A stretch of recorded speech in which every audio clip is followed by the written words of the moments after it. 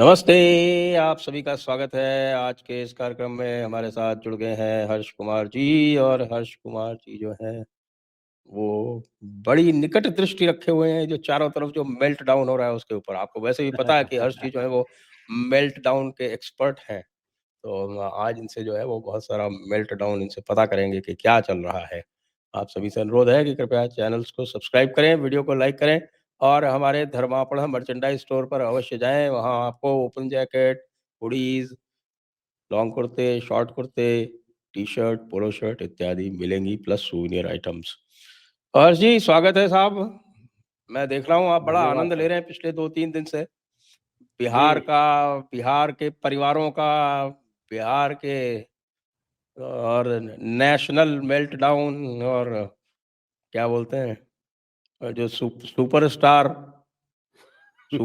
Spokesman का, spokes जी, persons जी, का। जी, जी। तो सबसे तगड़ा मेल्टडाउन कौन-सा हुआ ये तो बताइए? सर सबसे पहले तो आपको मैं बधाई देना चाहूँगा इस बार का जो समिट हुआ, बहुत बढ़िया रहा। क्योंकि समिट के बाद से हमने बात ही आज की है, पिछले हफ्ते हम कर नहीं पाए बात। तो उसके थैंक लिए यू सर। पहले तो हाँ, आपकी टीम को पिछले शुभकामनाएँ। Thank you. वो शायद एग्ज़िट तो पोल का दिन था इसलिए नहीं हुआ था वो। हाँ, हुँ। नहीं, नहीं एग्ज़िट पोल नहीं था उस दिन तो सर, हाँ, उस दिन तो ट्यूसडे को पोलिंग एग्ज़िट ही पोल। था। उस दिन तो हाँ, तो शायद एग्ज़िट पोलिंग पोल ही आया था था ना? ना वो 11 तारीख को। अच्छा, अच्छा, अच्छा। हाँ, शायद एग्ज़िट पोल था। 11 हुँ, तारीख में 9-10 हाँ, 11 की बात है। हाँ, उस दिन वो एग्ज़िट पोल थे, सेकंड पोल का। तो हुँ, हुँ, आपको टीम को बधाई सर। और वहाँ पे अब की बार बहुत सारे लोगों ने ये डिमांड करी सर हमारे से, हमने आपकी टीम को भी बताया कि हुँ। आपका और हमारा सेशन नहीं कभी भी होता वहाँ, ना पिछली बार हुआ ना और वो कहते हैं कि वो आपका और उनका होना चाहिए आमने-सामने वाला जो हमारा ये वाला जो शो है, ये वहाँ पे भी होना चाहिए, ये बहुत सारे लोगों की डिमांड थी। तो मैंने अच्छा। आपकी टीम को नोट करवाया तो उन्होंने कहा हुँ, कि भई अगली बार रखेंगे ज़रूर, कि आप और हमारे हम जो कैजुअल तरीके से बात करते हैं ना, वो लोगों को पसंद आता है। हम हर समय फॉर्मल नहीं रहते और क्वेश्चन आंसर पे ही हम वो नहीं रहते, हम इधर-उधर की जो बात होती है, जैसे आप कहते हो गपशप वो भी हो जाती है हमारी।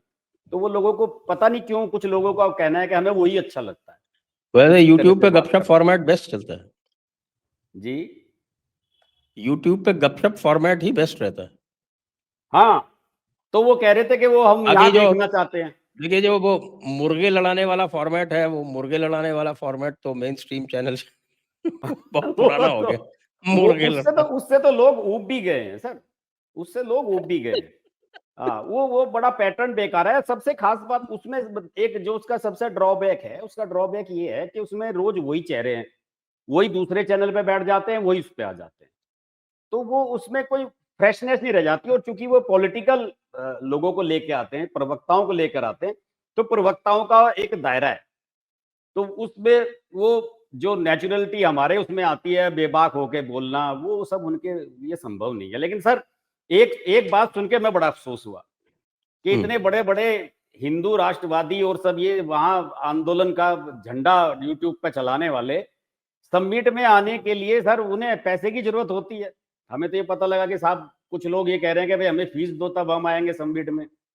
ये बात हमें बिल्कुल पसंद नहीं आई सर।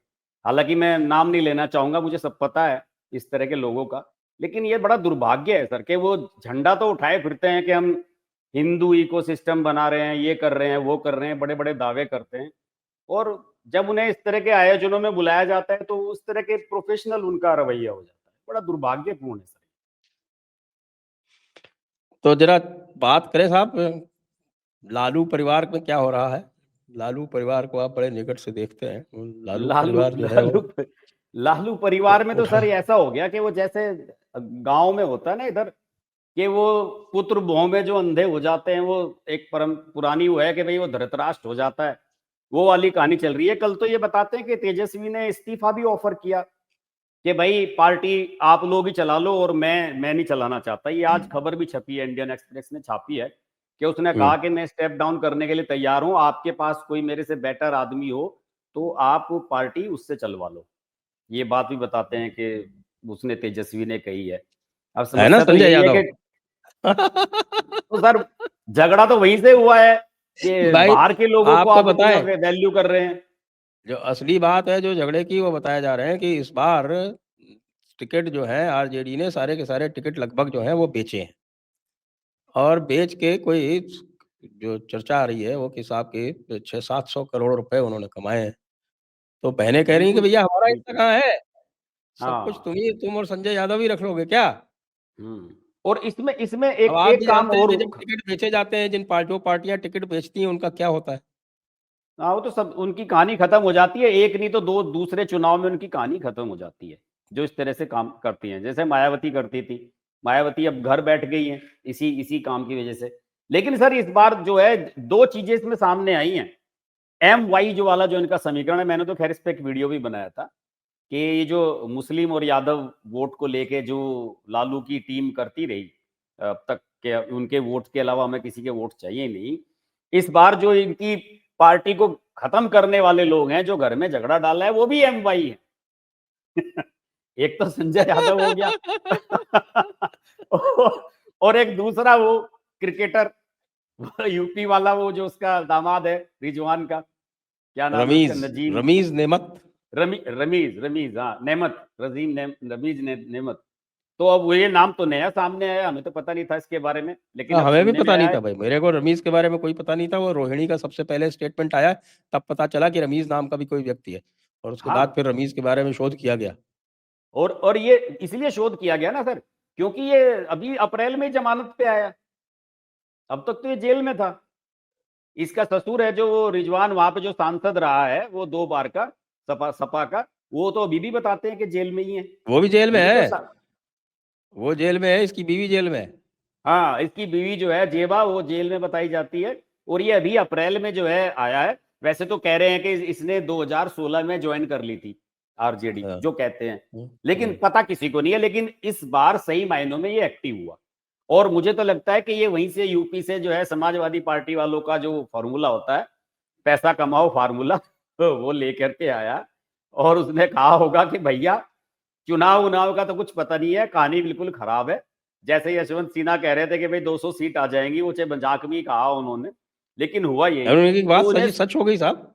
हाँ इन सब लोगों को लग यही रहा था कि भाई जो है कहानी इस बार खराब ही है, तो इस बार जितना कमा सकते हो कमा लो, और वही इन्होंने काम किया है। ये अब ये तो मैं कह नहीं सकता कि क्या आरजेडी के टिकट इतने महंगे बिक रहे थे कि वहां से 600-700 करोड़ रुपए कमाए जा सके, तो क्योंकि 142-43 कितनी सीटों पे तो चुनाव ही लड़ रहे थे। लेकिन फिर भी माना तो यही जा रहा था कि भाई विपक्ष में जो अगर कोई पार्टी है सामने मुकाबले में, तो यही पार्टी है। हो सकता है कि कुछ इन्होंने इससे कमाई भी की हो। इसके अलावा 3 और भी नाम सामने आए सर उसमें। एक शक्ति सिंह हुँ। यादव है कोई, वो जो काम करता है, उसे हिलसा सीट से टिकट भी दिया था अब की बार। वो भी बताया जाता है कि इसके मतलब खास क्लोज फ्रेंड्स में से है तेजस्वी के, उसे लेकर भी झगड़ा हुआ। एक कोई सुनील सिंह है, वो जो इनके राघोपुर से ही आते हैं, जहां से ये तेजस्वी चुनाव जीतता है, उसका भी काफी इन्वॉल्वमेंट था। मतलब एक तरीके से क्या कहना चाहिए कि पार्टी 6-7 लोगों ने मिलके जो है पार्टी इस बार हाईजैक कर ली थी, और इसी वजह से जो है वो परिवार में झगड़ा हुआ। और वो जो मुझे तो ये सुन के बड़ा आश्चर्य हुआ कि जो रोहिणी ने कहा कि मुझे चप्पल तक मेरी तरफ उठाई गई, कि साहब चप्पल उठाई गई। और तो आप ये पैसा बताइए माँगोगे तो कि चप्पल नहीं उठाई जाएगी। आप कहोगे 700 करोड़ रुपए में से 70 करोड़ हिस्सा मेरा है। सर कुछ इन्हें शर्म लिहाज है कि नहीं इन्हें? उसने बेचारी ने जो है किडनी दी थी, उस बेचारी के साथ आप ऐसा कर रहे हो, और उसे ये कहा गया कि तुमने मेरे हमारे बाप को गंदी किडनी दी, डर्टी डर्टी किडनी लिखा गया। डर्टी कैसी होती है? ये तो डॉक्टर को देखना चाहिए था, डर्टी थी तो फिर लगाई क्यों वो? अगर गंदी किडनी थी तो वो लगानी नहीं चाहिए थी। 2 साल से जिंदा हो आप उसकी किडनी पे। भाई आप तो बाद में वो चलाने के लिए कहने लगोगे साहब ये तो टायर बेकार कंपनी का था, घटिया था, चाइनीज था, फलाना था, तो क्या तो वो फायदा तो है भाई भाई? साहब कुछ बोले ही नहीं ना।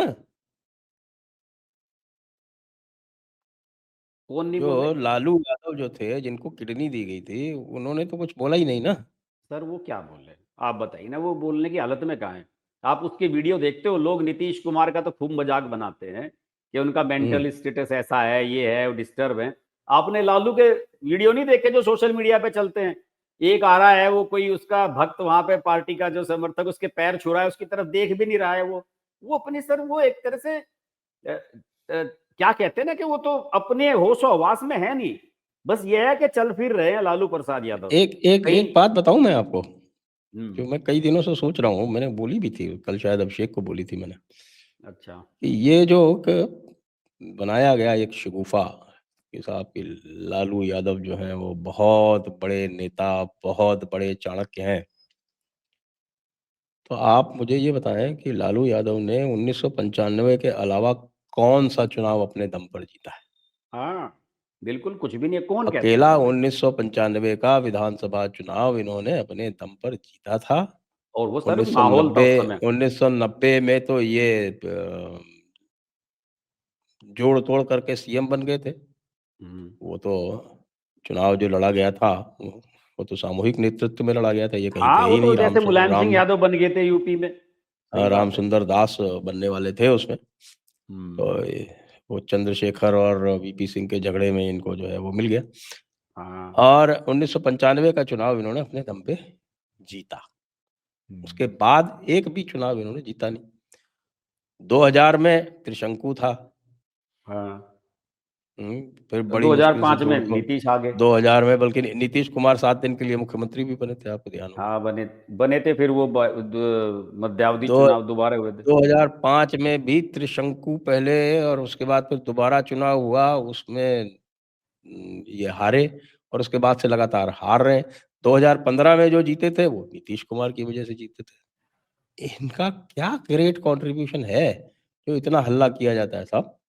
बिल्कुल बिल्कुल। और ये तो इनकी तो जो भूमिका अभी पिछले 10-15 साल से मैं देख रहा हूं, ये गांधी परिवार के लठैत हैं। इनकी भूमिका यही है कि जब गांधी परिवार के फेवर में कुछ करना हो ना, माहौल बनाना हो और लोगों को हाँकना हो, वो काम लालू प्रसाद यादव करता है। बस और कोई काम लालू प्रसाद यादव का नहीं है। आप देखो ना, जो इंडी अलायंस जब पिछली बार बन रहा था, तो पहले वाले में तो नीतीश आगे थे फ्रंट पे, और दूसरी में जो है लालू ने सारा गेम पलट दिया कि जाके वहां सारा कांग्रेस ने कैप्चर कर लिया। जब बेंगलुरु वाली मीटिंग हुई थी इनकी इंडी अलायंस की, तो उसके बाद नीतीश भाग तो गए थे छोड़ के इसको, बीच में नहीं चले आए थे वहां से मुंबई से कि भाई मैं नहीं इसमें रहता हूं, और उसके बाद से सारी कहानी बदल गई। तो ये तो केवल इनका एक ही वो रहा है पिछले कुछ सालों से, मैं देख रहा हूँ कि गांधी परिवार का वो करना। वो जो राहुल गांधी ने अध्यादेश फाड़ा था, उसके एहसानमंद है लालू प्रसाद यादव कि भाई ये मेरे लिए किया गया था ऐसा काम उसने। और उसके अलावा लालू प्रसाद यादव का कोई मैं देखता नहीं हूँ। और उस समय भी 90s की बात जब आप कर रहे हो सर, उस समय भी ये एक जोकर थे, क्लाउन जैसे होता है। आप होली पे जो इनके वीडियो चलाते थे टीवी वाले और मजा लेते थे। कोई इन्होंने कोई बदलाव किया हो? कल मोदी जी ने बहुत बढ़िया कहा उसमें, रामनाथ गोविंद का स्पीच में जो लेक्चर हुआ, उसमें मोदी जी ने लालू के अलावा और किसी पॉलिटिशियन का नाम ही नहीं लिया। उन्होंने कहा कि चांस तो 15 साल तक आपको भी दिया लालू जी, लेकिन आपने किया क्या स्टेट के लिए, बताइए तो सही। आपने वही जंगल राज, वही गुंडागर्दी चलाई। तो अब आज की जो जनता है, आज का जो युवा है, वो ऐसे वोट नहीं देता है कि आपको जो है घर बैठे वोट देता रहेगा, आप काम कुछ करोगे नहीं। वो दौर गुजर गया। और सर इसमें गेम चेंजर हुई है चीज ईवीएम और जो फोटो पहचान पत्र है सर। उसके बाद ये हुँ। सब इनके जो लठैतगिरी चलती थी ना, दलितों के तो वोट ये डलने नहीं देते थे ये लोग, ना यूपी में डलते थे ना। आपने देखा ही होगा कि सुबह ही सुबह जो दलित और एससी वोट होते थे, सुबह ही सुबह सबसे पहले उन्हीं के वोट डाल दिए जाते थे जाके, जब बैलेट पेपर से मतदान होता था कि भाई इनके जा, भाई तेरे वोट डल गए, भाग यहां से। वो बेचारों की हिम्मत नहीं थी, होती थी। आज मायावती वगैरह ये सब लोग अक्सर कहने लगते हैं कि साहब ईवीएम में गड़बड़ है, फलाना है। हालांकि अब कहना बंद कर दिया इन लोगों ने। ईवीएम ना होती तो आप जैसे लोगों को मुख्यमंत्री बनने का मौका ना मिलता, मायावती जैसे लोगों को वोट ही नहीं डलने देते थे आपके। तो आज खुल के वोट डाल रहे हैं लोग। तो ये उस दौर में जीतते रहे सर, आज के दौर में ये कहाँ जीतेंगे। हाँ, बिल्कुल, बिल्कुल सही बात है। अच्छा साहब, आपका जो मेन स्ट्रीम मीडिया है, वो क्या कह रहा है? आपके जो मित्र हैं, मित्रगण मेन स्ट्रीम मीडिया वाले, हमारे मित्रगण और तो ये हैं कि सर वो और यूट्यूब वाले, हमारे हाँ अजीत अंजुम तो पलट गए। अजीत अंजुम तो जो है वो बता रहे हैं कि साहब ये लोग क्यों हारे, और हाँ, नहीं, अजीत अंजुम के चैनल पे मैंने थोड़ी सी 15 मिनट की एक क्लिप देखी है अभी एक दिन पहले, जो उन्होंने चुनाव का एनालिसिस किया। तो उसमें कुछ जो उनके गेस्ट थे, क्योंकि वो लाइव करते हैं जिस दिन उनका रिजल्ट वगैरह आता है, तो वो लंबा लाइव करते हैं, बीच बीच में गेस्ट को बुलाते रहते हैं।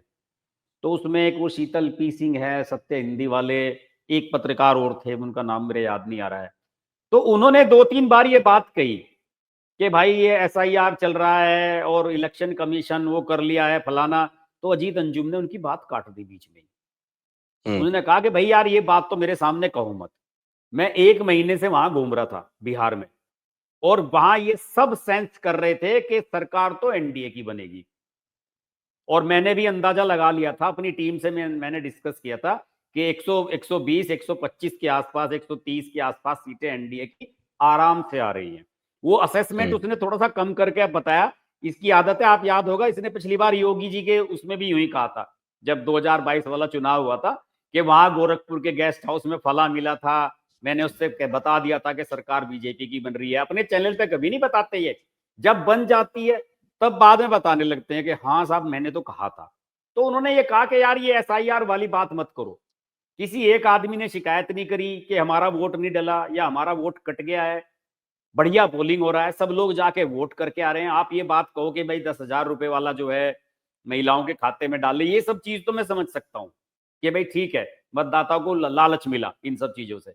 लेकिन ये मत कहो कि चुनाव में कोई धांधली होगी। ये बात अजीत अंजुम ने अपने चैनल पे कही कि भाई धांधली वाली बात से मैं एग्री नहीं करता हूँ, इससे मैं ना इत्तेफाकी रखता हूँ। और उसने लिया इंटरव्यू योगेंद्र यादव का, आरफा ने द वायर के लिए, वो मैं देख रहा था। योगेंद्र यादव बड़ा परेशान है। योगेंद्र यादव ने तो 2 चीज उसमें खास तौर से कही। ये एसआईआर वगैरह को तो लेके वो कही रहा है क्योंकि वो पिटिशनर भी है इसमें, वो सुप्रीम कोर्ट में भी गया था योगेंद्र यादव दलील देने के लिए।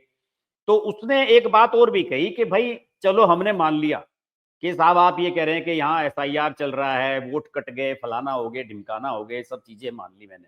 लेकिन ये तो बताओ कि विपक्ष का काम केवल क्या यही रह गया है क्या, बस आरोप लगाने का ही? चुनाव लड़ने की भी तो एक रणनीति होती है। चुनाव लड़ने के लिए आपको साथ बैठना पड़ता है, सीट शेयरिंग करनी पड़ती है, कैंडिडेट्स पे आपको विचार विमर्श करना होता है। उसने कहा कि ना तो तेजस्वी ने राहुल गांधी से पूछा कि मुझे कहाँ किसे टिकट देने हैं, आपको किसे देने चाहिए, और ना राहुल गांधी ने उनसे पूछा। राहुल गांधी के पास तो समय ही नहीं है इन चीजों के लिए कि वो समय निकाल सके कि साहब वहां पे उसको टिकट दे दो, उसका टिकट देना सही नहीं है, उसका काट दो। तो उन्होंने कहा कि जब आप गठबंधन का तालमेल ही नहीं कर पाओगे, सही मायनों में आप जनता के सामने कोई पिक्चर क्लियर कर ही नहीं रहे हो, तो फिर आपको वोट कौन देगा? तो सारा इनका जो ये वामपंथी मीडिया है, इनका जो इकोसिस्टम है, वो तो सब हिला हुआ है। और सबकी बातों से लग रहा है कि ये एक्सपेक्टेड था, सबको लग रहा था कि रिजल्ट यही आने वाला है। हाँ, इस बात से तो हम भी चौंके, आप भी चौंके हो गए कि 200 पार हो गया। ये तो वास्तव में ही चौंकाया है सबको इसने तो, कि तो हाँ, एक 200 तरह पार की की तो आंधी। कोई विशेष नहीं था। हाँ, हाँ, ये लग रहा था 160 तक जा सकता है। हाँ, हालाँकि 150 160 मान रहे थे हम भी। भाऊ कह रहे थे कि 175 से ऊपर जाएगा, 200 भी जा सकता है। वो एक वो उन्होंने कहा भाऊ था जो है वो ऑन महाराष्ट्र वाली रिकॉर्ड। समीकरण पे चल रहे थे, जैसे महाराष्ट्र में हुआ था। वो इसलिए भी कि वो उनके वो टच में थे, वो महाराष्ट्र वाली पूरी टीम बिहार में काम कर रही थी। महाराष्ट्र वाली टीम बिहार में भी काम कर रही थी, तो उनको आइडिया था कि हाँ भाई ये हो सकता है कुछ इस तरह का। लेकिन तो एग्जिट ये पोल फेल हुए सर इस बार भी, मेरा मानना है। कोई कुछ भी हुँ। कहता था कि सरकार बनाने की बात कुछ भी है। ये एग्ज़िट जो पोल तो एक सबसे ज़्यादा तो एक दिन के आप देख बाद लो ना, आया ये प्रदीप गुप्ता एक्स, को देख लो। अरे एक दिन के बाद आया इसका, वो भी वो उससे बेकार है। एक दिन के बाद आप कर रहे हो, प्रदीप उसके बाद गुप्ता भी ने आपकी जो पिक्चर क्लियर है। बैलेंसिंग करने की कोशिश की, उसका क्या हुआ? हाँ, उसने तो 20-20 सीट का मार्जिन रखा कि एक 140 से 160 तक, 161 से 181 तक, 20-20 सीट का आप मार्जिन दे रहे हो, तो आपको कुछ क्लियर नहीं है आइडिया। अपनी दुकानदारी बचा रहा है प्रदीप गुप्ता, और कुछ नहीं है, जो नहीं, नहीं, बंद हो उसने तो चुकी क्या दिया था? उसने तो ये दिया था साहब 98 टू 118 और है। 121 टू 141।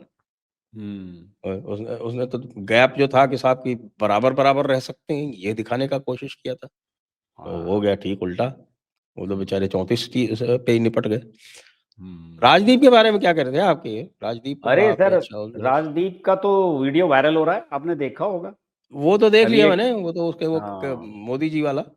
हाँ, उसमें जो है राजदीप सरदेसाई को तो जो है वो मोदी जी ने फोन किया, और मोदी जी ने दिवाली से पहले फोन किया। और देखिए उसका ये भी कहना है कि मैंने राजदीप को जो है कैंसर डिटेक्ट हुआ था 4-5 महीने पहले, और उसके बाद उनकी सर्जरी हुई, और फिर वो उसमें थे, अब स्वस्थ हो रहे थे उस समय, तो बता रहे कि मैंने जब फर्स्ट टाइम मैं अपने चैनल पे आया तो एक व्लॉग बनाया मैंने अपना, कि भाई मैं इतने लंबे समय से इसलिए दूर रहा क्योंकि मुझे कैंसर डिटेक्ट हुआ था और उसकी मेरी सर्जरी हुई है। तो उस वीडियो को बताते हैं कि मोदी जी ने देखा या उनकी टीम ने देखा कि भाई राजदीप को कैंसर हो गया था, तो उन्होंने फोन करके हालचाल पूछा।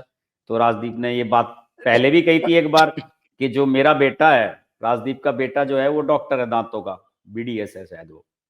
तो उसने कहा कि भाई मेरा बेटा तो फैन है, मेरी सिस्टर आती है सिंगापुर से, वो मोदी जी की फैन है कि भाई ये होते हैं लीडर तो इस तरीके से। तो बस वो अपनी पत्नी के बारे में नहीं कहा, सागरिका घोष के बारे में, क्योंकि मोदी जी ने जब कह दिया वहां कि बिहार के बाद बंगाल की बारी है, बीजेपी के ऑफिस पे खड़े होके, बंगाल की बारी है, सागरिका तो घोष उसने तो वीलॉग सागरिका बनाया, घोष। बहुत लंबा चौड़ा वीडियो डाला सागरिका घोष ने कि मोदी जी ये बिहार की तरह बंगाल को मत समझ लेना, यहाँ दीदी है 24 घंटे बैठी है, ये कर रही है वो कर रही है।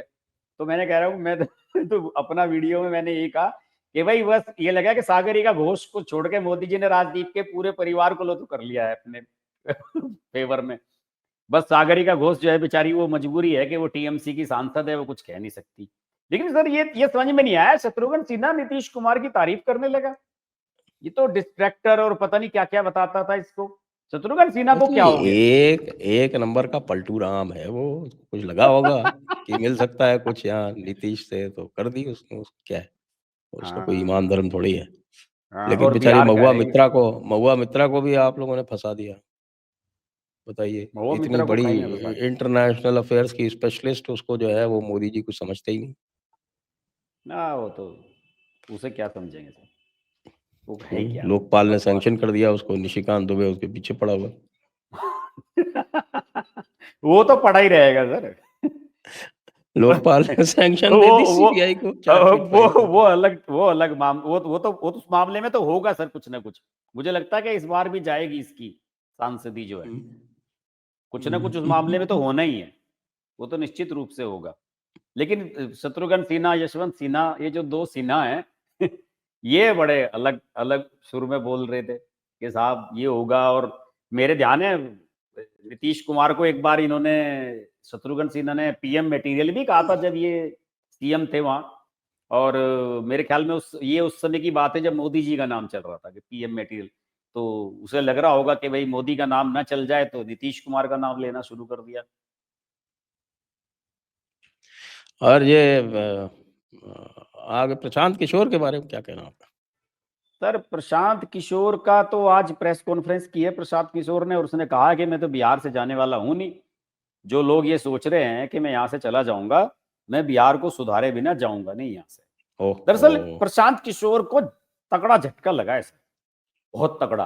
प्रशांत किशोर को ये लग रहा था कि जो दिल्ली में हुआ था केजरीवाल के साथ, वो तेरे साथ यहाँ होगा।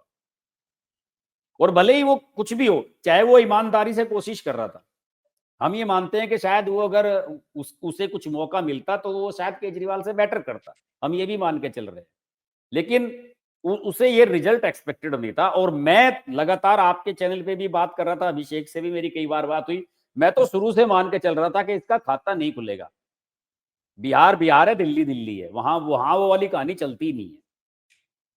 और इस बार जो गणित था वो बिल्कुल एनडीए के फेवर में इतना स्ट्रॉन्ग था कि कुछ था ही नहीं। और ये जो योगी जी वगैरह ने जो नैरेटिव बनाया है ना जाके वहां पे, जंगल राज वाला, और 36 योगी जी का स्ट्राइक रेट देखा है सर आपने? 93 पॉइंट समथिंग % का है। 31 में से 28। हाँ जी। और वो और दो तीन की उसका वो भी देखा मुस्लिम है। सीट, वो दो नहीं तीन नहीं मुस्लिम सीट है। है? वो जो 2-3 सीट रहेगी वो मुस्लिम सीट है वहां ज्यादातर, वो वाली है वो। और हमने अखिलेश का भी स्ट्राइक रेट देखा है। अखिलेश का क्या रहा सर, उसका नहीं देखा मैंने। वो 22 में से 20 हारे हैं। अखिलेश यादव तो सर वो क्या कर रहे हो, तो अपने उत्तर प्रदेश की रिहर्सल कर रहे हैं बेचारे, कि अब उत्तर प्रदेश में क्या करना है। आपने अखिलेश यादव का नारा नहीं देखा नया, पीडीए की परिभाषा क्या बना दी?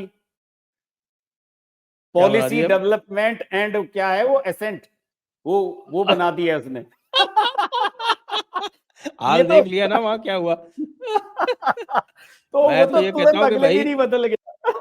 वो जो दो महान स्पोक्स पर्सन्स हैं आरजेडी की, जिनको रमीज़ लेके आया था शायद, रमीज़ और संजय यादव, वो वो भारती प्रियंका क्या नाम है भारती और उसका? कंचना यादव, उनको इम्पोर्ट हाँ। कर लेना चाहिए। वैसे उनके पास राजकुमार भाटी है पहले से। हम्म।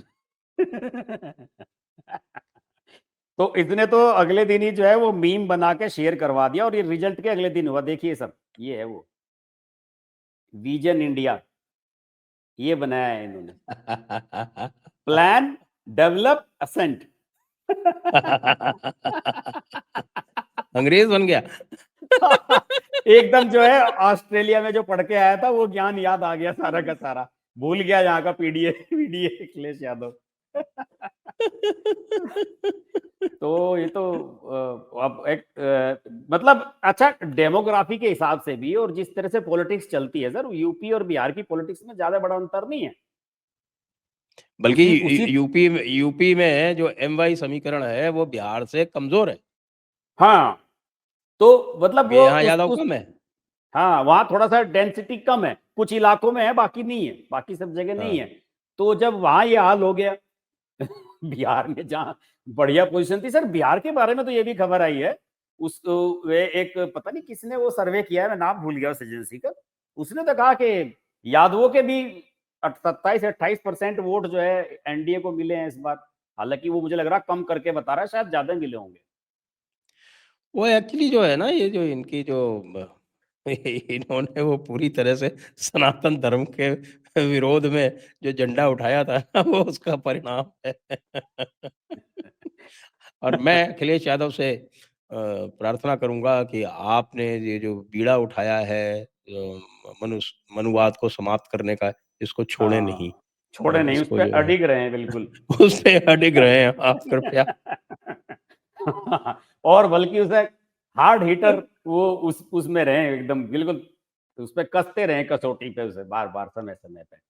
और सर आजम खान सर फिर जेल में चले गए अपने लड़के के आजम साथ। खान बेचारे फिर जेल में चले गए, और उसके बाद जो ट्वीट किया अखिलेश ने, उसको लोग जो है वो अलग-अलग से इंटरप्रेट कर रहे हैं कि भाई ये आजम खान के लिए कह रहे हैं या कि योगी के लिए कह रहे हैं।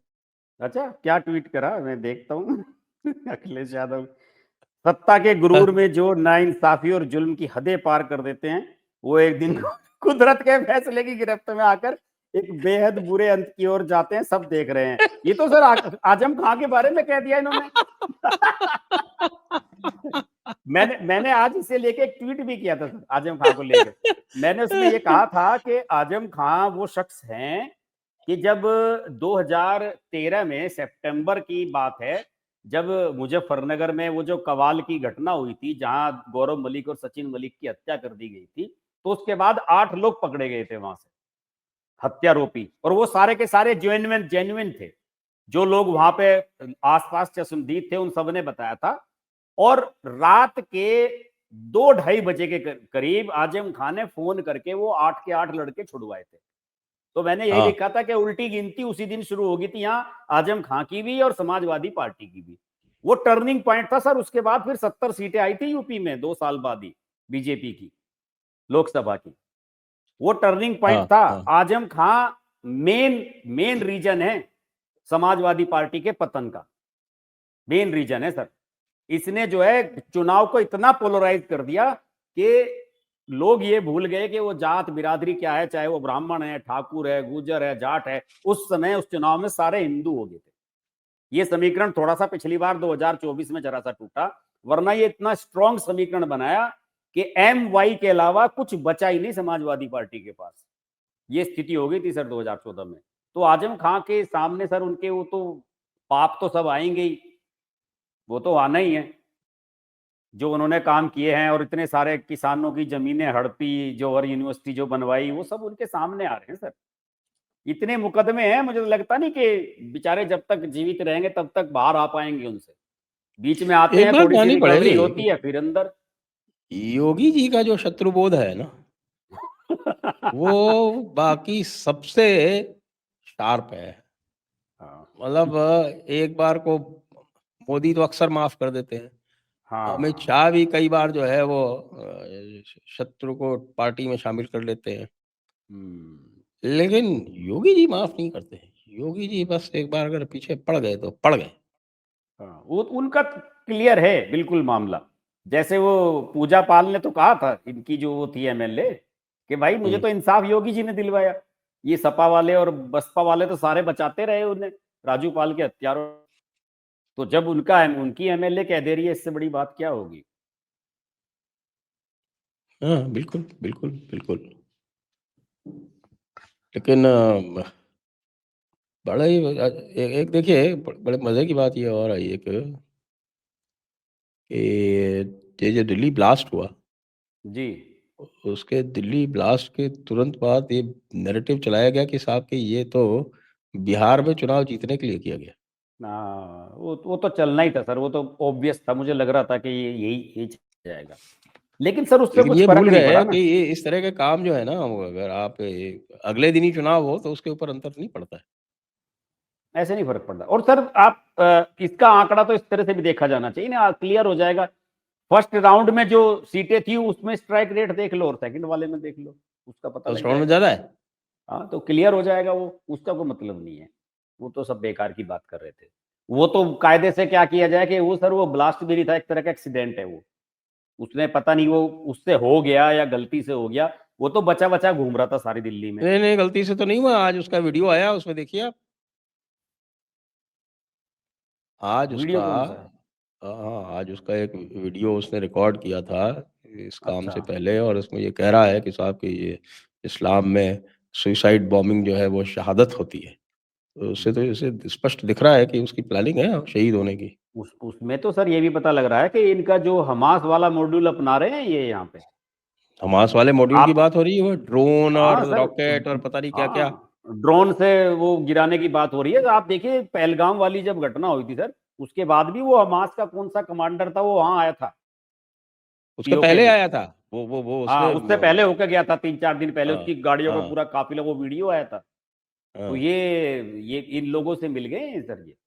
और ये तो वो डॉक्टर हायर कर रखी थी वो लखनऊ वाली, वो तो महिलाओं को इससे जोड़ रही थी। डॉक्टर शाहीन, वो तो महिलाओं को जोड़ रही थी। वो इसकी मसूद अजहर की जो बहन है, उस वो लेडी विंग बना रखा है जो इसने, उसकी लीडर बना दी थी यहाँ पे। ये तो सर मैं ये कह रहा हूँ कि ये लोग आज कुछ भी कह लें कि साहब जो जितनी भी खुफिया एजेंसी हैं वो, सर इसको बहुत सही तरीके से हैंडल किया है इन्होंने। वो इत्तेफाक से बच निकला वो पहले इनके आने से। उसे बिल्कुल मेरे ख्याल में 26 या 27 अक्टूबर से पीछे लगे हुए थे इसके पीछे, पुलिस और जितनी भी एजेंसियां थी। वहां से कश्मीर से और कहां से छापे मारते हुए आ रहे थे ये। तो काफी बड़ी रिकवरी है सर ये, वरना घटना और भी बड़ी होती है अगर ये तो समय बता पे रहे हैं नहीं ना, वो होती। घटना पे प्लान कर रहे थे कि साहब 32 जगह पे वो 32 कारें उनको प्रिपेयर करनी थी। लेकिन हम्म, ये इसको आनन-फानन में करना पड़ गया, इसकी तैयारी भी नहीं हो पाई पूरी। हाँ, ये तो मजबूरी में ये भाग लिया वहां से।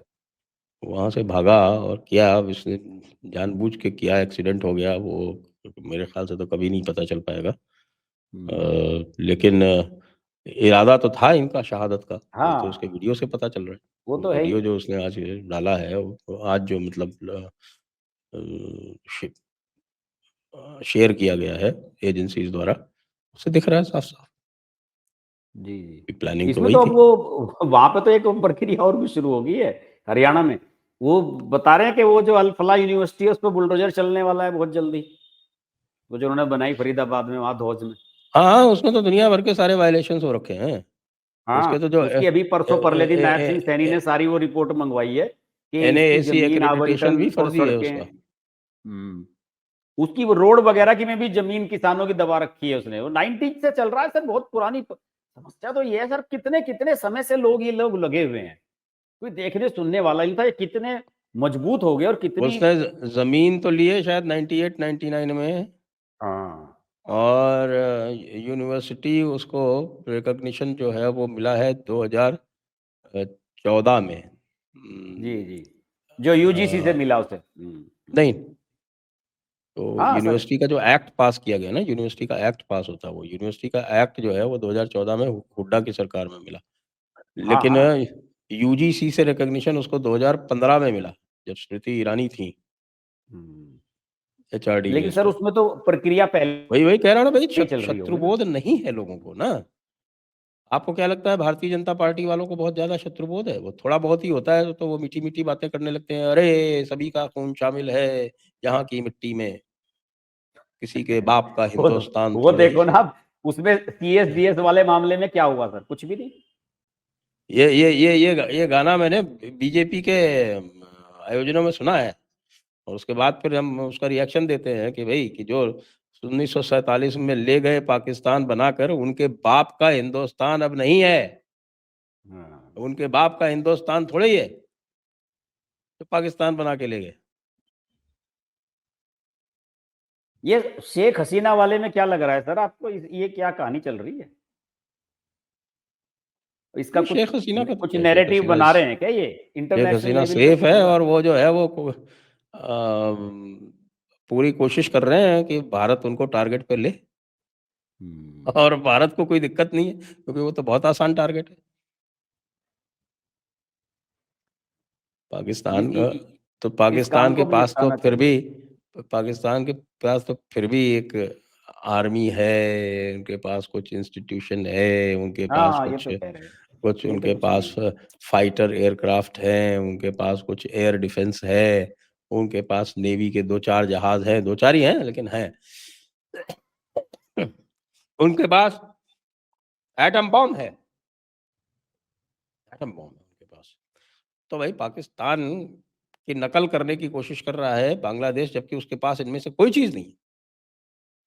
हम्म। यही हम एक बार डिस्कस कर रहे थे कि साहब की पाकिस्तान के जैसे हैदराबाद का जब हुआ था, तो हैदराबाद में गई तो इंडियन आर्मी ही थी, लेकिन उसको कहा गया था पुलिस एक्शन। तो उसी तरह से बांग्लादेश के खिलाफ जो है जब कभी कुछ होगा तो वो होगा पुलिस एक्शन। उसके एक बीएसएफ नंबर वगैरह का। वाले कर लेंगे सर काम, ज्यादा से ज्यादा डीएसएफ को भेज देंगे। नहीं आर्मी जाएगी भी तो कहा जाएगा पुलिस एक्शन। हैदराबाद में 1948 में जो हुआ था, वो क्या आपको लगता है कि कोई पुलिस ने किया था? आर्मी गई थी, लेकिन नाम उसका रखा गया पुलिस एक्शन। हाँ, आर्मी नहीं है ये, सब पुलिस भेजी है हमने। तो ये साहब नहीं, ये दिखाने के लिए कि साहब की हम जो है वो सिविलियंस के अंडर में कर रहे हैं ये। तो जब कुछ भी बांग्लादेश में कुछ करना होगा तो पुलिस एक्शन कर लेंगे, हेमंत बिश्व नहीं, मैं शर्मा तो को ये कह उसका रहा हूँ कि इंचार्ज बना इससे वो देंगे। जैसे उसे फांसी की सजा दे रहा है, ये कर रहा है वो, इससे मैं ये कह रहा हूँ कि ये कोई इंटरनेशनल लेवल पे कोई नैरेटिव बना रहा है, कोई इसे कोई इस तरह का कोई लग रहा है कि कहीं इससे कुछ तुम्हें सपोर्ट मिल वो जाएगी, तो कुछ वही कुछ हो ऑपरेशन तो चल रहा रहा है जो चलाया था वो, यूएस डीप स्टेट का जो काम चालू किया था, वो उसको जो है वो आगे बढ़ाने की कोशिश कर रहा है। लेकिन आप जरा देखिए, एसआईआर का खौफ देखिए जरा बंगाल में क्या हो रहा है। है। अरे सर, वहां तो टाइम्स ऑफ इंडिया ने कल एक रिपोर्ट छापी बड़ी भयंकर। वहां तो 67-69% जो है फालतू वोट बने हुए हैं, और कोलकाता में तो दिखाया कि 4.6 का ग्रोथ है, और बाकी जो है बाकी टेरिटरी में सारे में 67-69% का आ रहा है सर। वीडियो आने लगे अब तो लोग भाग रहे हैं, भगदड़ मच गई है वहां तो। कल अमित मालवीय ने ट्वीट कर रखा था कि वो सिर पे सामान उठाए भागे जा रहे हैं लोग, सब के हाँ सब वहां हाँ से। हाँ हाँ, वो बसीरहाट के पास में से हाँ हाँ जा रहे थे। हाँ। तो पश्चिम बंगाल में तो सर बड़ा वो होगा, मुझे लग रहा है कि कटने वाले हैं, 3 करोड़ के आसपास वोट कम होंगे, अगर ऐसा लग रहा है तो। हाँ, पश्चिम बंगाल में तो ये आया है ना कि उनका जो पॉपुलेशन ग्रोथ रेट है वो और 31 जो है। वोटर ग्रोथ रेट है, हाँ उसमें 47.8% का अंतर है, हाँ, जबकि यही आया है। अन्य प्रदेशों में यही अंतर 20 से कम है। हम्म। एक मेरे ख्याल से किसको छोड़ के, एक किसी प्रदेश को छोड़ के बाकी जगह 20% से कम है। हम्म। तो इसका एक क्या तो कहीं क्या क्या रहेगा फिर 22.9। सर पश्चिम बंगाल में? क्या लग रहा है फिर आपको इससे, इसके बाद कैसी क्या होगा, क्या कुछ क्या फिगर बनेगी, किस तरह से आएगा अगर यही रहा तो? देखिए बहुत कुछ तो डेटा के हिसाब से है भाई। आपने ये भी देखा होगा कि भाई आपके इलेक्शन कमीशन और आपके जो यूआईडीएआई है ना, ये आपकी आधार वाली जो अथॉरिटी है, हाँ। उनके बीच में भी मीटिंग हो गई, और कोई पता चला कि कोई 1.5-2 करोड़ जो है वो आधार जो है वो फर्जी बने हुए हैं, उनकी भी पहचान हो गई। हम्म। तो ये तो एनआरसी वाला काम भी हो जाएगा साथ साथ ही। देखो ये काम तो ममता बनर्जी ने खुद ही बिगाड़ा है ना। ममता बनर्जी ने साल 1.5 साल से, बल्कि जब से सीएए शुरू हुआ है उसके बाद से, बल्कि जब से एसआईआर की बात हुई है तब से जो है वो हल्ला मचा रखा है कि SIR is NRC, SIR is hmm, NRC. तो हम्म। ये डराने का काम तो ममता दीदी ने खुद ने किया। तो हाँ, ये लोगों को जो कुछ डरा दिया भगदड़ उसने। मची हुई है तो वो तो ममता दीदी के कारण मची है। यदि ममता हम्म, दीदी इसको अंडर प्ले करती हैं कि कोई बात नहीं, आप सब लोग निश्चिंत रहो और ये इसमें जो है जो सही है वो हो जाएगा, भागने की कोई जरूरत नहीं, डरने की कोई जरूरत नहीं। उन्होंने खुद ने चालू कर दिया कि SIR is NRC, SIR NRC है, ये एनआरसी कर रहे हैं एसआईआर के गर्भ में। ऐसे कर करके सबको डरा दिया इतना कि वो सारे के सारे भागे जा रहे हैं। अरे सर हालांकि वो हमने ये भी कोलकाता सुना हाई है, कल कोर्ट मैं में देख रहा लेके था, गए कल एक एक मामला कमेंट तो आई ये। थी, कल एक वो कमेंट आई थी कि गुड़गांव से जितने भागी थी मेड्स वो वापस आ गई हैं, सुना। अच्छा।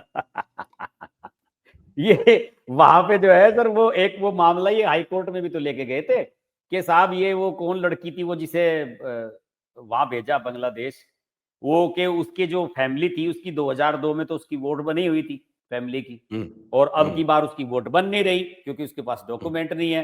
तो उसमें तो इलेक्शन कमीशन ने साफ कह दिया कि साहब ये कोई हम तो कह ही नहीं रहे कि ये नागरिकता वाला है, हम तो केवल वोटर आईडी बना रहे हैं, हम नागरिकता थोड़े ही दे रहे हैं। जब आपके पास यहाँ की नागरिकता ही नहीं है तो वोटर आपकी अगर काम कोई पहले गलत हो रखा था तो उसे क्या हम करेक्ट ना करें? वहां तो ये भी हुआ है। नहीं वो तो अब देखिए, तो थोड़ा बहुत तो हमारे ये चीफ जस्टिस गवई साहब तो फिर भी सुन लेते थे। जस्टिस सूर्यकांत जब चीफ जस्टिस बनेंगे तो इतनी भी नहीं सुनी जाएगी।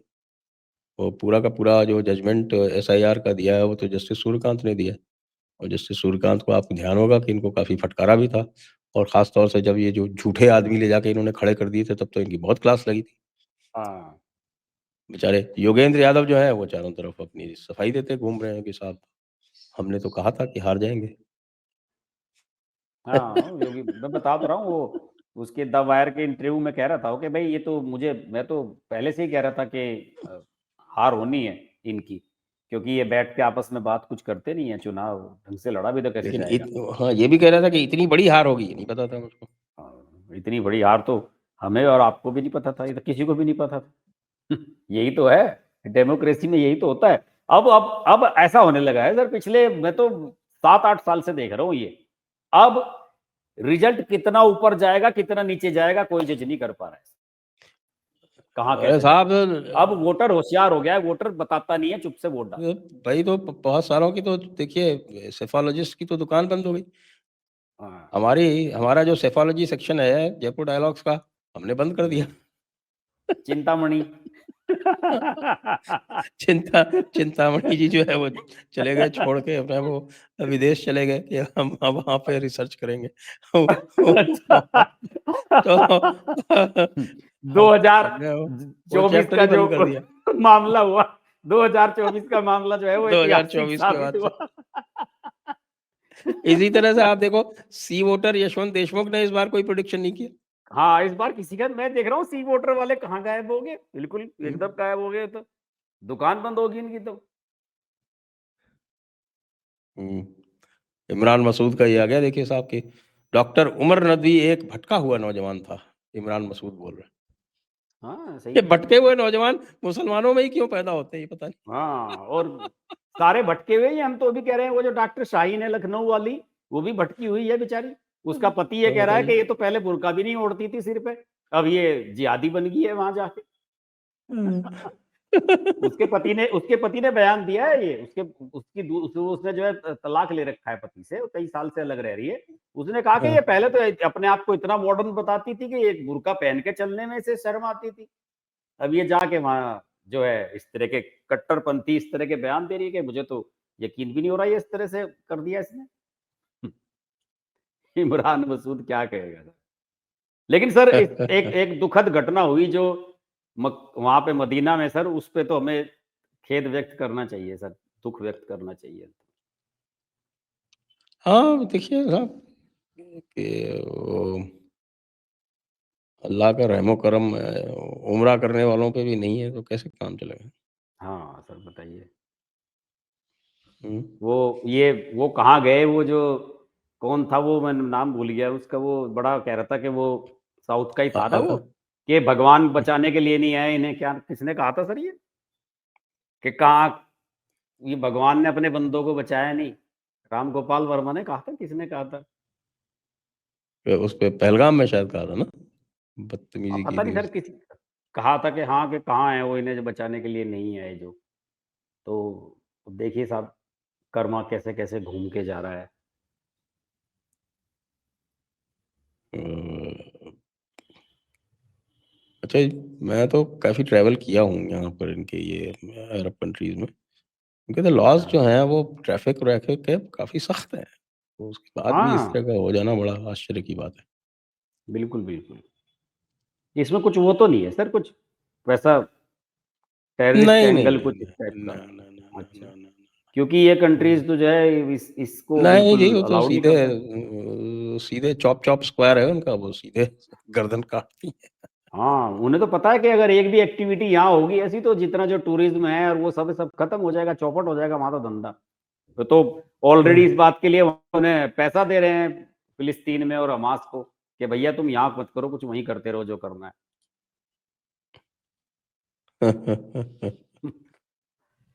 तो आइए, आज की चर्चा जी, को यहीं पे विराम देते हैं। सभी दर्शकों को बहुत-बहुत धन्यवाद। हर्ष जी को बहुत-बहुत धन्यवाद। जय हिंद, जय भारत, वंदे मातरम।